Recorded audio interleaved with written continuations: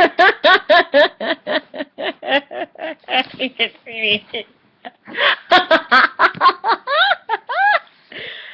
guys, it's me, Veronica. Okay, so I went to the real world casting call in Chicago today, and I'm gonna tell you my experience. I'm a little bit drunk. I kind of had one mango margarita.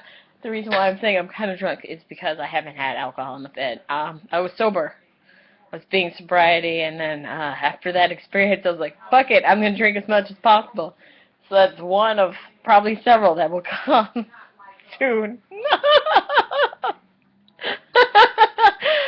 Okay, so this is what happened. I get up, it's supposed to start at 10 o'clock. I get up around 8, and I'm like, shit, it's going to take me an hour and 51 minutes to get there. So I wash up, I get everything situated, I get my face, oh, and I have my cute shirt underneath this, by the way. So I was looking cute with heels and everything for some fucking reason, I don't know. And I drive all the way down there, and, like, it is crazy. Here's something. Parking in Chicago. This is my first time parking in Chicago. That was fucking nuts. Because I was driving around, found something that was $14. I'm like, that's expensive. So I go to this other one because it's like, oh, we're 12. In small print was, we accept cash only. Thank you. I didn't see that because that actual sign was away from the pillar that had all of the, I'm sorry, there was a pillar that I'm looking at that says, this is how much it's going to cost. And had I really saw that small little thing that's hidden behind the pillar, then you bet your ass I would have just said fuck it, and I would have gone to the $14 one, because that was $15. I ended up paying $15 for, damn. Anyway, okay. So I go in, there's this guy and this girl. The girl's kind of a little hipsterish, but not really. The guy's just like buff, kind of, brown hair, and he's telling me what to do, but I can't hear him. For those of you who don't know, I don't like to admit this, but I'm going to admit it anyway. Oh my god. Okay. The problem with me, see, I'm doing the problem with me is that it's hard for me to hear people. If it's a loud thing that's going on, I can't fucking hear you. So as a result, I'm going to get an apple. As a result, if you're saying something to me, and there's a ton of different stimuli, I don't know what the hell you're saying. I don't know what you're saying. I'm going to try and I'm going to keep asking you. But after a while, usually 3 times, I'm just going to say fuck it and fake it. Ooh, this is a good apple. That's ambrosia, this is a good apple.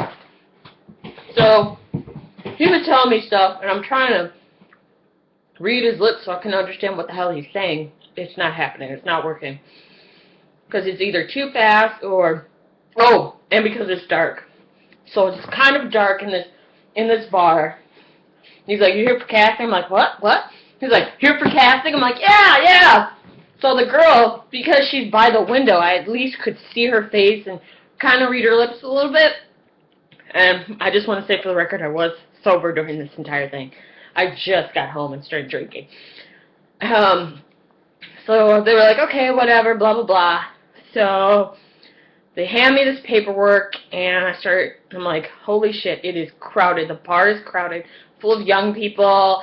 And the instructions said to bring your ID, a photograph of yourself, and also you had to be over the age of 21, and you had to look as if you were between 21 and 24. Now, for those of you who don't know me, I was the oldest one in the fucking group. I am 27. I like to say that I'm 23 because I feel 23. I do not feel that I am almost 30. However, in that instant, telling people my age, I felt old as fuck. I felt like a grandmother. After all, this was my 5th attempt at the real world. Just want to put that out there. 5th fucking attempt. Anyway, so they have us fill out this paperwork. It's front to back, where they're listing, like, name your, are you in a relationship? If not, what's the qualities that you look for in a person? What's your biggest secret what's your biggest secret? Does anyone know the secret? I'm trying to remember all of them. This is nice. I really picked some good apples. I wanted to Pete's Market. I got this apple. I got a ton of them for $3. And these were the best ones because they weren't all spouted like the other ones, so I'm really impressed. It's like soft and everything, and crunchy. So yeah, those are questions that they ask you. Now the back they say, hey, here are the things you read, and that's the first thing I did. If you know me, you know that I'm going to read a contract before I go and sign, which is why I had problems with the real world in the beginning when I first signed up for it, because this is my second open casting call. This is my 5th time doing it. The other 3 times were just sending in tapes and everything. And it was actually sending in a tape. They saw a tape after I did the cold call. Then I sent in a tape, and they're like, hey, you know, we're interested in you, blah, blah, blah. And so then they put me in the real world online casting, and that's where I had issues because there was a girl who made 25,000 hits from 6 a.m. in the fucking morning to 2 p.m., whereas my black ass could only get 3 people. No. It may have been 30 people. So I was a little peeved that this bitch got more points, because it was all based on how many people were voting on your stuff and everything. And people were calling her out saying, you're cheating, you ginger bitch, you're cheating, because she had red hair. And she's like, no, I'm not cheating. But then we noticed later on that her, how many views and everything she had was slowly dwindling. Like it was 25,000, and then people were catching up to her, and suddenly it was maybe 26,000. And it's like, something must be happening where you're not being able to get that. So anyway, I digress. I'm getting off the subject. So you have to write up this stuff and everything, and in the back, there's certain things where they're basically saying to you, hey, we own your name, we own your likeness, we own you for personal appearances, any of that stuff. If you back out, we're fucking over. So I signed it, said, okay, fine. I can say this now because I didn't get in. Okay. So after that, then it's just waiting, and then we stood in line, and they take 10 people at a time where they sit you around the table bar style, and they have people talk. Now, it was me, it was Krista, I want to say. Krista, me, and I want to say his name was Brandon. I don't know. Oh, my God, he was so hot. And here's the sad thing. He's 23. Oh, of course. Anytime I think a guy's hot, he has to be, like, younger than me. He was 23. He had, like, big biceps. He's an actor from Michigan. He had, like, these tattoos on his big biceps. He was taller than me. And I was wearing my heels, and he still was taller than me. And you know how I like guys. You know how I like white guys who are taller than me and have tattoos. You know that's my fucking kryptonite, okay? Even a guy who's taller than me is my fucking kryptonite. And he was a brunette. Oh, my God. Oh my God. Oh my gosh. It was hot. Okay. So, I can't remember everyone else, but I know a guy was a Pisces. And we were all just going around saying, what we're doing and everything. And she's like, we don't want any sad stories, this, that, and the other, blah, blah, blah. And when Krista was like, hi, I'm Krista, and she was peppy and shit, and I was like, I'm ready.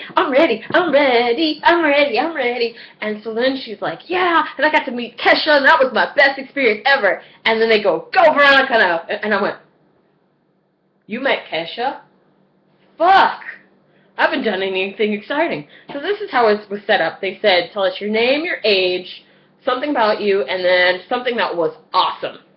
Well, I forgot there's something about you. I went, my name's Veronica, I'm 27, your hometown, I gave my hometown, and then that's where I fucked up. Because when I'm supposed to do something, interesting, originally, in my head, I'm thinking, I'm going to talk about Australia. Australia for me was the best because, or 2009 in general actually was the best year for me because that's the year when I decided I'm not going to listen to other people, and I went and took chances. I signed up and applied for Australia, got in, and then I told people, I am broke, I have no money. So I got a scholarship, and then I was able to find different ways to get the money so I could stay there and be good. Also, besides Australia, while I was in Australia, I had some money left over, and I had a credit card and said, what should I do now? So then I went to New Zealand, and I went to New York. The cool thing about New Zealand is they gave me my time and said, this is your time. So I was thinking, when I was looking at my schedule, I'm getting off subject, the schedule said 7 p.m., your flight. So I'm thinking, okay, I've got to be there by 7. No, 7 o'clock was when my flight left.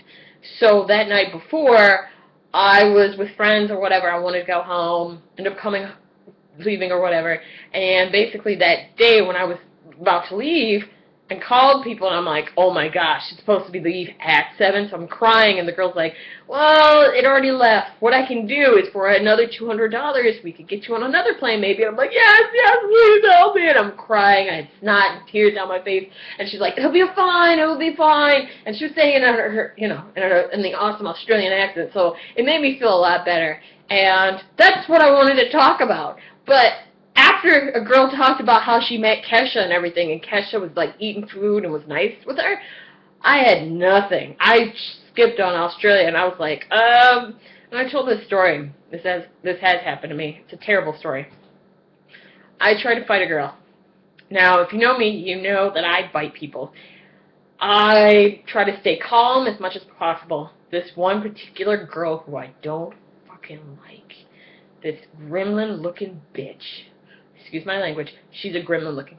She's the female. No, I take that back because Lil Wayne looks like the female gremlin. She looks like the jacked up, fucked up gremlin. You know which one I'm talking about. If you've seen Gremlins 1 and 2, you know which one. It's the ugly, fucked up one. That's her. I don't know if it's Scratch or Scar or whatever. That's her fucking face. And that bitch and I were getting into a heated argument. And I went to take off my hoodie because I'm like, if I'm going to fight her, I want to make sure she doesn't have to grab my stuff. Fortunately, my damn head got halfway caught in it. So you're talking, and this is what happened. I didn't show anybody this, but this is what it looks like, okay, for those of you who don't know. Now imagine my shirt's up, and you've got this. And then you go, ah! And here I am, trying to go and pull it over, but I can't. And then you've got these. And I didn't mention to them that I'm screaming. My friends are laughing their asses off. She's now laughing and thinks I'm a joke, so why even fight this joke? She's a loser. Her friends are laughing. And because I am top-heavy, and when I say top-heavy, this is a 38i, I ended up falling backwards. And when I say falling backwards, what I mean is it was more of a, and let me show you what it is, more of a, and then I went down that way. So then people were laughing, and I'm on the ground trying to get out of it. None of my friends are helping me because they're assholes. And, yeah, basically everybody laughed their asses off, and I'm known as somebody who couldn't fight. So, yeah, I'm still pissed off about that. And that was the story I told, but I didn't give enough information, I think. And so the girl was looking at me, she's like, okay. Goes to the next person, and we all go down, which was Brandon, or Brian. I don't know his name. God, I wish. I'm pretty sure it was Brandon. I'm pretty sure it was Brandon, but he was hot. Oh, my gosh. He was gorgeous. I don't care. So, there were other stories going around, and after all 10 of us spoke, what she said is, okay, you guys are awesome, this was a great crowd, what we're going to do is we'll probably have 15 people come back. Now, this is supposed to be 300 to 400 people, she said. We'll probably get 15 people to come back. We will call you from now until 11 p.m. If you get a call back, that means you're in. And with that, we would then have another thing tomorrow where they would either talk to you face-to-face or they may do it through Skype. But you'll hear from us until 11 p.m. If not, then you weren't in. But we still thank you. And so I left. And here's the thing. I knew I wasn't in it because as soon as the girl said the Kesha story, my mind went blank. I couldn't think of anything. And I was just like, everyone's looking at me like, and I'm just like, I got nothing. And she was looking at me like,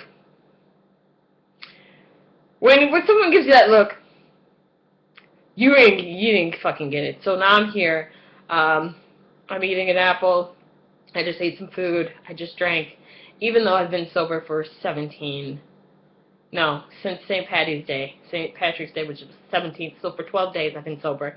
And I just ruined sobriety. Makes me feel shitty. Anyway, that's what happened at the Real World Catching 2014. Or at least my experience. If you guys had different experiences, let me know.